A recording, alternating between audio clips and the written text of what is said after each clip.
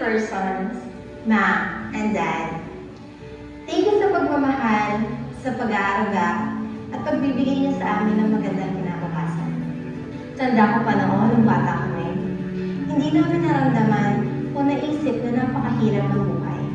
Burger na sardinas ang ulam, okay lang.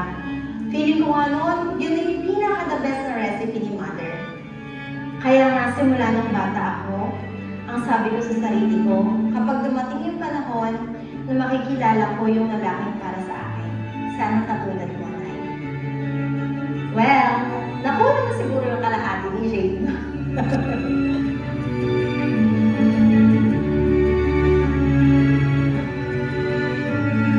Ngayon nga doon murida kayong pasalamatan, kayong pamagtaguyod at pamagtyaga para kapayarin mo kami. Lagi yuping sasabihan kaya kami, manyama na kami tuntun balang baby. Kasi balumi, kaya kayo sinalating oras. At balumi, asa niyo lang sa 10 diaper, dahil anak yun. Ngayon yung problema na lamang apong doro, nung mga nanong na lang gabulan, dahil balasenas na, ang pokokra. Yapong maming naman, isipan na, nanong iterap da, dahil kaya na mother butler.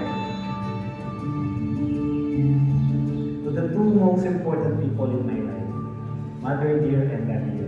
Mother Dear and Daddy O, I really admire you po. Kasi sa dami-rami ng pagsubok na dumaan sa inyo, hindi kayo nag-give up. In honesty, hindi na namin hintay ang 50 at